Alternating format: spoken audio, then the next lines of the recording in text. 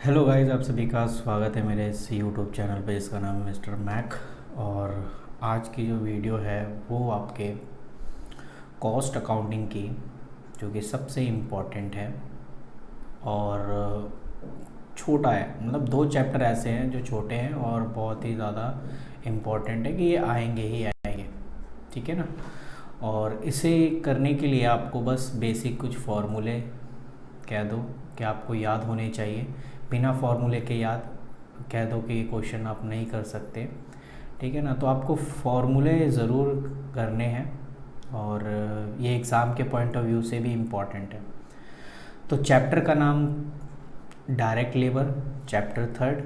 और इसमें जो भी आपको फार्मूले सामने लिखे हुए हैं आपने इसे अपनी कॉपी में नोट कर लेना है।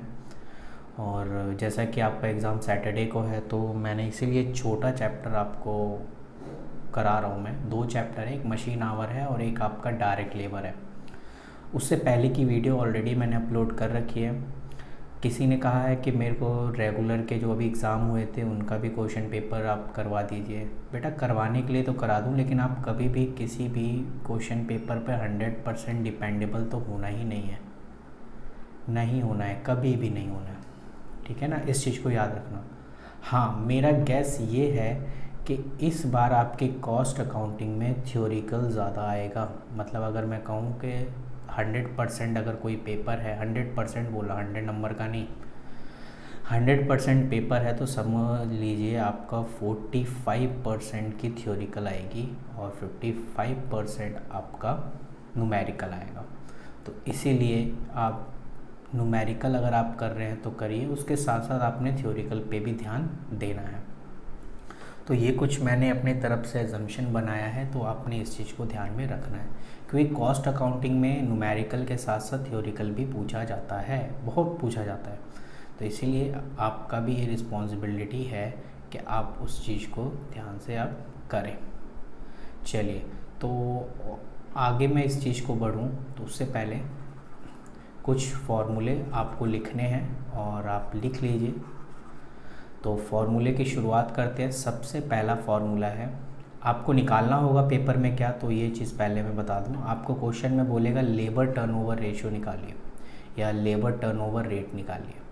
लेबर टर्नओवर का मतलब होता है लेबर में चेंजेस लाना, कि चेंज आया जो है उसके रिगार्डिंग आपको रेट कैलकुलेट करना है। इसलिए मैंने यहाँ लिख दिया है कि लेबर टर्नओवर मतलब लेबर में चेंज आना। तो method of calculation of labour turnover rate, उसको हम दो मेथड से कर सकते हैं जो कि आपके सामने है। पहला है रिप्लेसमेंट मेथड। अभी ये रिप्लेसमेंट मेथड क्या होता है?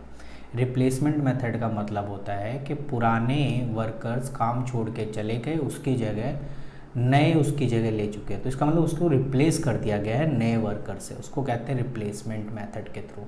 तो अगर इस केस में अगर आपको लेबर टर्नओवर रेट निकालना है तो हम क्या करेंगे, number of replacement in a period and divided by average number of worker in a period, ठीक है, और multiply by 100। I repeat, number of replacement in a period divide by average number of worker in a period. अब ये average कैसे पता चलेगा?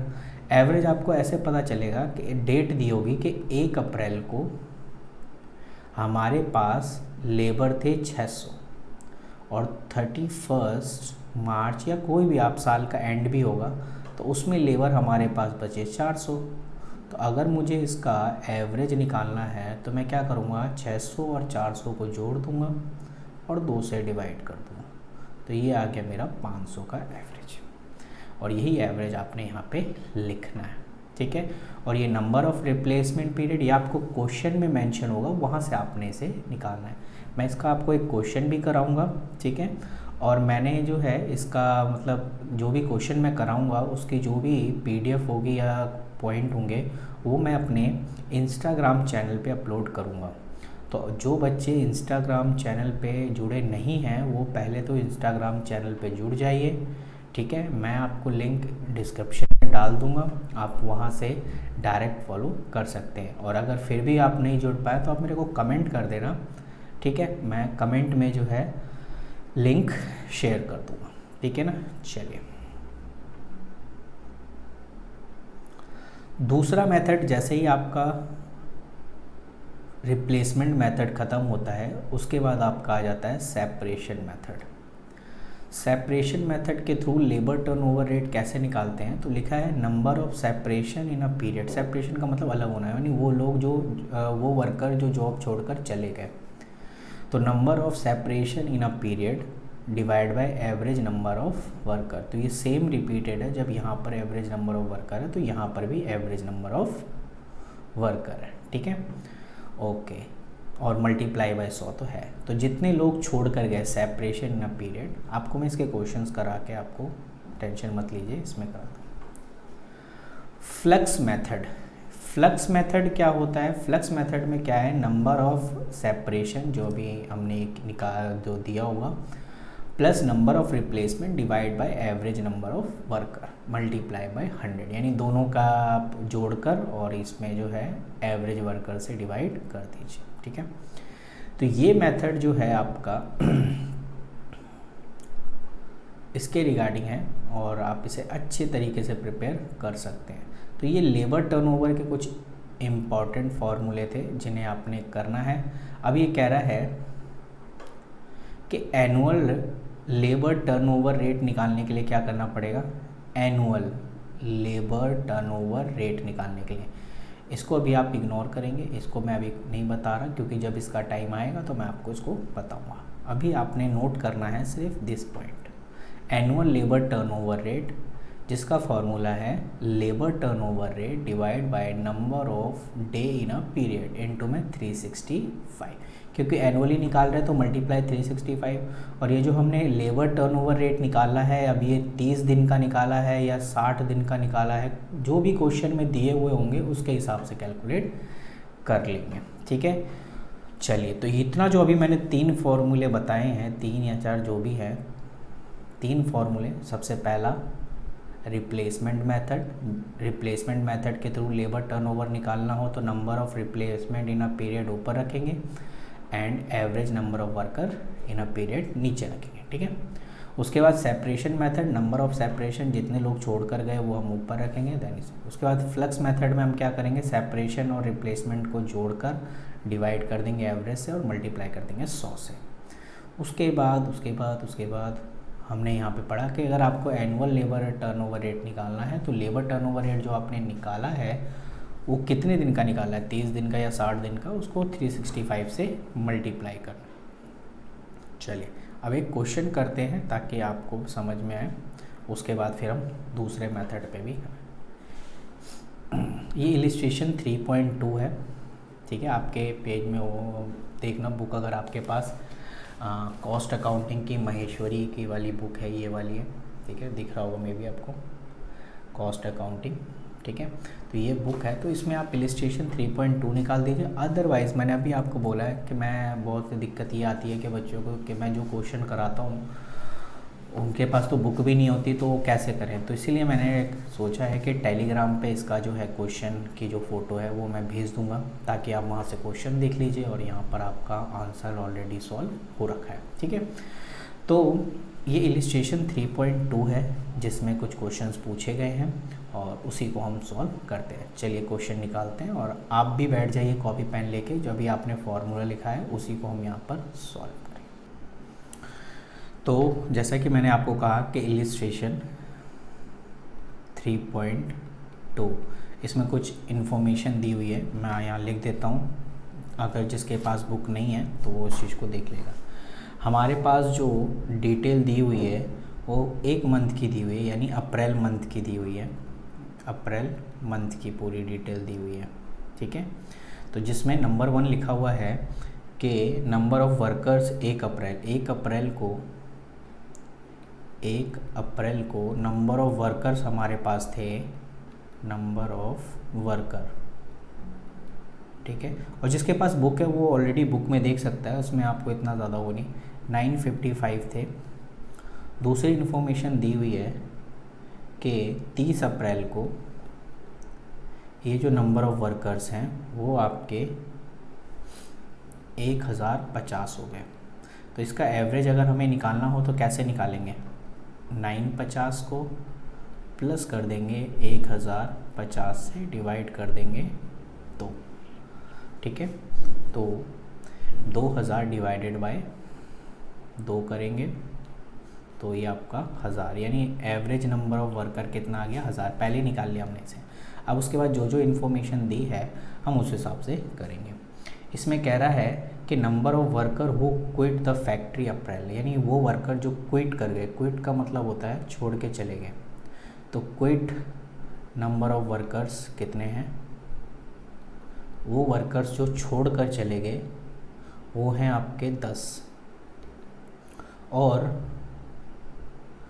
किसी को हमने डिस्चार्ज कर दिया भाई, एक तो खुद अपनी सहमति से चले गए और किसी को हमने निकाल दिया, तो एक्चुअली में टोटल कितने चले गए उस चीज़ को भी तो देखना है ना। यस, और उसके बाद और क्या डिटेल दी हुई है, एक डिटेल दी है नंबर ऑफ वर्कर डिस्चार्ज हो गया, हाँ number of worker engage, number of worker engage का मतलब जुड़ना, यानी नए वर्कर्स और आए हमारे पास, लेकिन उसके ब्रैकेट में कुछ एक वर्ड लिखा है और उसके बारे में हमें पढ़ना है तो वो भी हम पढ़ेंगे। 140 लिखा है, लेकिन ब्रैकेट में ये लिखा हुआ है कि उसमें 120 ऐसे हैं जो एक्सपेंशन स्कीम से आए हैं, एक्सपेंशन स्कीम से आए हुए हैं। ठीक है, ये वर्ड लिखा हुआ है, बस इतनी डिटेल दी हुई है। और आपसे बोला है calculate labour turnover rate, labour आपने लेबर टर्नओवर रेट निकालना है। ठीक है, और लेबर टर्नओवर रेट निकालना है अंडर द डिफरेंट मेथड। तो सबसे पहला हम यूज़ करेंगे सेपरेशन मेथड, और सेपरेशन मेथड का फॉर्मूला क्या है मैं वापस से आपको वो मेथड फॉर्मूला दिखा देता हूँ ताकि आपको कोई दिक्कत ना हो। देखिए, तो अगर मैं सेपरेशन मेथड का फॉर्मूला आपको दिखाऊं तो सेपरेशन फार्मूला भी आपने लिखा था, वेट अ मिनट, हाँ ये रहा।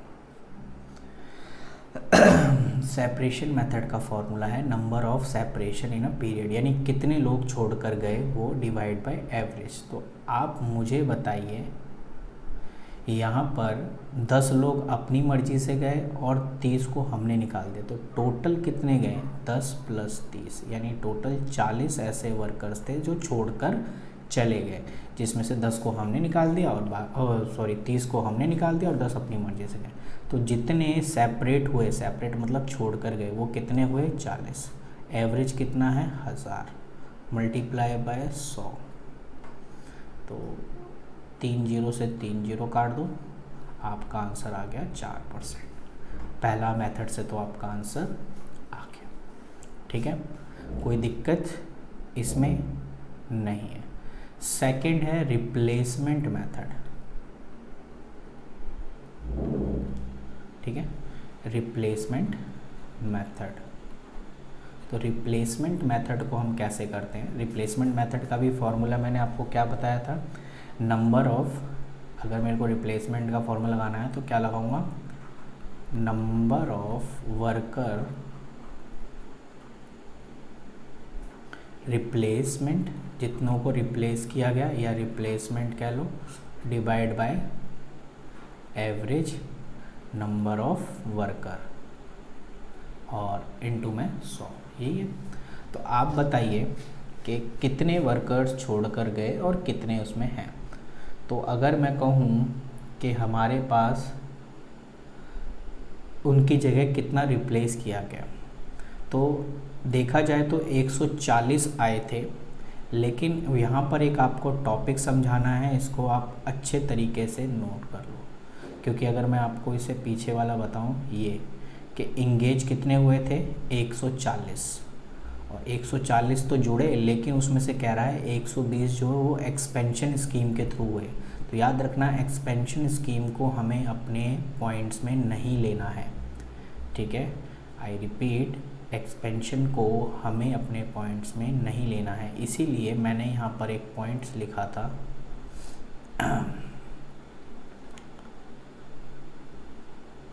यहाँ लिखा है number of replacement due to expansion scheme, ये लिखा हुआ है, ये दिखाई दिया आपको, डज नॉट कंसीडर, ठीक है, इसलिए हम क्या करेंगे, excluding from number of replacement, तो क्या करेंगे हम उसे उसमें से निकाल देंगे, ठीक है। तो मेरी बात समझ में आ गई कि जितने, अब जैसे यहाँ पर ये था आपका कि टोटल 140 थे, लेकिन उसमें से 120 जो थे वो एक्सपेंशन स्कीम के थ्रू आए थे, इसलिए हमें 140 में से वो 120 को हटाना पड़ेगा क्योंकि ये एक्सपेंशन स्कीम के थ्रू आए। तो ये चीज़ आपको याद रखनी है, एक्सपेंशन स्कीम के थ्रू कोई भी आता है तो हम उसको लेंगे नहीं। तो इसका मतलब हमारे पास भी बचा कितना, 20 बचा, 1000 एवरेज था, मल्टीप्लाई बाय 100, वही 1000 आपने सब जगह पुट कर देना, ये 2 ये कट गया, आपका आ गया 2%। तो आपको आई होप ये समझ में आया होगा जो मैंने आपको करवाया है। तो ये 2 मेथड तो आपके हो गए। तीसरा मेथड इसी में था, कौन सा, flux method, third is flux method. तो आपने क्या करना है, जितना रिप्लेस हुआ उनको जोड़ दो। तो आप ही बताइए, नंबर ऑफ सेपरेशन कितना था, 40, पिछले वाले पॉइंट्स में यहाँ पर ये रहा 40 था, ये ले लिया हमने, ठीक है, ये वाला 40, और अभी जो हमारे पास कितने जुड़े थे वो 20। फॉर्मूला क्या था फ्लक्स मेथड का, याद है आपको? चलिए मैं वापस से आपको याद दिला देता हूँ। फ्लक्स मेथड का फॉर्मूला था ये रहा, नंबर ऑफ सेपरेशन और नंबर ऑफ रिप्लेसमेंट। तो सेपरेशन में कितने गए, 40, और रिप्लेस कितने हुए, 20, टोटल मिला के कितने हो गए, 60। यही कर देता हूँ मैं, 60 divide by 1000 and multiply by 100। तो ये आपका आ गया जी 6%। तो ये आई होप आपको ये फॉर्मूले समझ में आए हैं। तो मेरे लिए खुशी की बात है भाई, आपको समझ में आया। तो नेक्स्ट आगे का है जो मुझे समझाना है, वो है कैलकुलेशन ऑफ वेजेस। अब इसे भी आपने, क्योंकि मैंने अभी समझाया नहीं है, तो अगर आपको कैलकुलेशन करना हो वेजेस में, क्वेश्चन पूछे जाए, तो हम यहाँ पर 2 मेथड का इस्तेमाल करते हैं, ठीक है। तो वो कौन कौन से मेथड हैं जिनमें हम, अब वेजेस कैलकुलेट करना है तो आप ही बताइए, हम किसी भी वर्कर्स की मजदूरी अगर हमें निकालनी हो तो 2 बेसिस पे निकालेंगे कि वो कितना घंटा काम किया, या पीस रेट पे निकालेंगे, ठीक है। या तो पीस रेट पे निकालेंगे कि एक पीस के कितने रुपए बनते हैं और कितने पीस उसने बनाए हैं, तो जितने पीस बनाए हैं उस हिसाब से हम उसको वेजेस दे देते हैं। एक होता है कि कितने घंटे काम किया, तो इसलिए टाइम बेस्ड मेथड में हम एक तो वेजेस निकालने के लिए कितना टाइम लिया गया और वेजेस का रेट क्या था पर आवर। अगर उसने 4 घंटे काम किए और 1 घंटे के 100 रुपये बनते हैं, तो इसका मतलब उसने 400 रुपये का काम किया, 400 नोट 4000, ठीक है। और अगर पीस रेट है तो हम ये देखेंगे कि भाई साहब कितना पीस कैलकुलेट किया, यानी टाइम कितना अलाउ किया गया, एंड इनटू में वेजेस रेट, ठीक है। चलिए, तो इसमें हमारे पास 2 मेथड है, very very very important, very जितना भी लगा दूँ उतना कम है। तो इस चीज़ को याद रखना, हाल से प्लान मेथड है इसका नाम, इस मेथड का नाम है हाल से प्लान मेथड, जिसमें हमें वेजेस निकालने के लिए फॉर्मूला क्या दिया गया है, टाइम टेकन इनटू में wage rate plus time save into में 50% ऑफ वेज रेट। दोबारा से रिपीट करता हूँ, टाइम टेकन कितना टाइम लिया उसने, इनटू में क्या वेज का रेट था, और ये बीच में प्लस का साइन है, फिर उसके बाद उसने कितना टाइम सेव किया। सपोज़ करिए मैंने उसे टाइम दिया था 20 घंटे का, उसने 14 घंटे में काम कंप्लीट कर दिया, तो उसने कितना टाइम सेव किया है, 6 घंटा।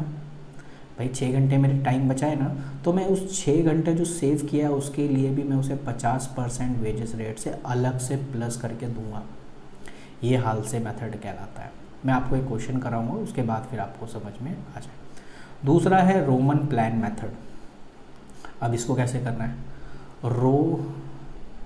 रोवन प्लान मेथड में अगर मुझे वेजेस कैलकुलेट करना हो तो पहले मैं ये लूँगा टाइम टेकन, कितना टाइम लिया, इनटू में वेजेस रेट, ठीक है, फिर प्लस टाइम कितना सेव किया, हमने उसे कितना टाइम अलाउ किया था, ये अलग है ये वाला, ठीक है ना, टाइम कितना सेव किया, इनटू में टाइम अलाउड, इनटू में time taken of wages rate. तो इसका मैं आपको प्रॉपर तरीके से लिखवा दूंगा, टेंशन मत लो, आप इसका स्क्रीनशॉट ले लो या फॉर्म। तो हम एक क्वेश्चन करते हैं ताकि हम इसको अच्छे से क्लियर कर सकें। चलिए एक और इलिस्ट्रेशन करते हैं जिसमें आपका ये फार्मूला है और वो इलिस्ट्रेशन 3.7 है। ठीक है, इसमें आपको सारे फार्मूले दिए हुए हैं इसलिए मैं इसको आपको प्रॉपर तरीके से करा रहा हूँ। सबसे पहले इसमें निकालने के लिए बोला है टाइम वेजेस रेट निकालिए। ठीक है, time veg system,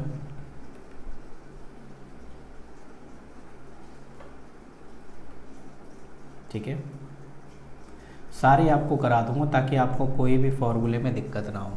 piece wage rate से, यानी अगर कोई पीस रेट से काम कर रहा है तो हम उसको क्या देंगे, तो ये पीस रेट के वजह से। ठीक है, पीस वेजेस रेट। उसके बाद थर्ड आपको इसमें निकालना है वही आपका हाल से, और चौथा आपने निकालना है रो 1। ठीक है ना, यस, रो 1 प्लान। तो 1 बाय 1 हम एक एक को करेंगे ताकि आपका ये क्वेश्चन कंप्लीट हो जाए।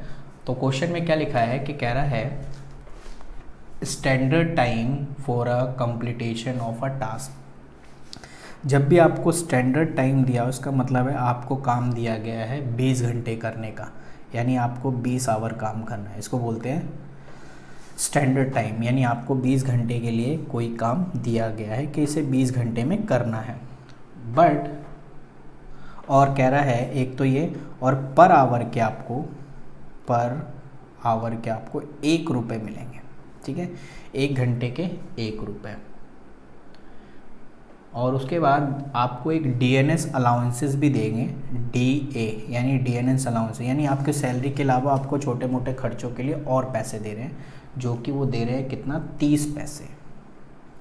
30 पैसे यानी 1 रुपये में 30 पैसे।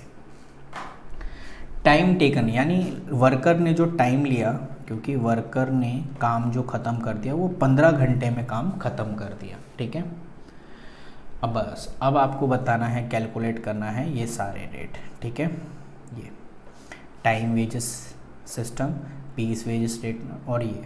तो 1 बाय 1 अगर हम एक एक को करें तो कैसे करेंगे। सबसे पहले टाइम वेजेस सिस्टम, इसका फॉर्मूला क्या था, वापस से हम आपको उसमें दिखा देते हैं कि इसका फॉर्मूला क्या था। देखिए ये रहा, अगर मुझे टाइम बेसिस पे ने कितना टाइम लिया, इनटू में वेजेस रेट क्या था। तो आप बताइए उसने कितना, वर्कर ने कितना टाइम लिया, वर्कर ने 15 घंटे का।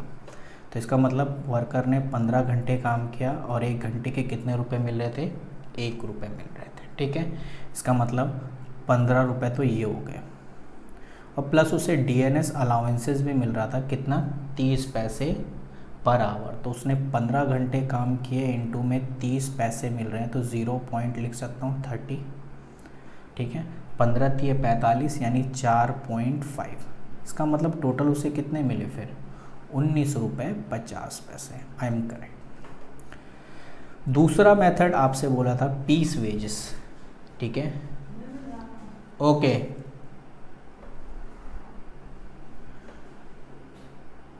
पीस वेजेस रेट पे आपको कैलकुलेट करना है। तो पीस वेजेस रेट पे आप कैसे कैलकुलेट करोगे, पीस वेजेस रेट पे जितना टाइम आपको दिया गया, कितना टाइम दिया गया, 20 घंटे, उसमें टाइम टेकन नहीं लेते, उसमें कितना स्टैंडर्ड टाइम दिया गया था वो लेते हैं ये। क्योंकि पीस में तो वो बंदा पीस के रेट से काम कर रहा है, टाइम के हिसाब से थोड़ी काम कर रहा है, तो टाइम तो उतना ही लेंगे भाई जितना टाइम उसको दिया गया है। और कितने रेट, 1 रुपये, तो 20 रुपये तो ये हो गए। और प्लस उसको डीएनएस अलाउंसेस भी मिल रहे हैं, और डीएनएस अलाउंसेस जो मिलेगा उसे, वो उतने के हिसाब से मिलेगा जितना उसने टाइम लगाया। तो उसने 15 घंटे लगाया, तो इसलिए उसको 15 घंटे के हिसाब से ही मिलेगा, यानी 4.4, टोटल हो गया 24.5। मेरी बात समझ में आई, जो मैं आपको समझाना चाहता हूँ कि यहाँ पर तो भाई देखो पीस रेट में तो कोई मतलब ही नहीं है कि कितना टाइम, हाँ, लेकिन डीएनएस अलाउंसेस तो उसे उसी हिसाब से मिलेगा जो उसने टाइम लगाया। अब आते हैं ये दो मेथड, क्योंकि इसको तो मैं ऐसे साइड में निपटा सकता था, इन दो मेथड के लिए थोड़ा सा अपने झंझटबाजी करना है। और कैसे झंझटबाजी करना है वो आप यहाँ देख सकते हैं। अगर मैं हाल से मेथड का इस्तेमाल करूँ,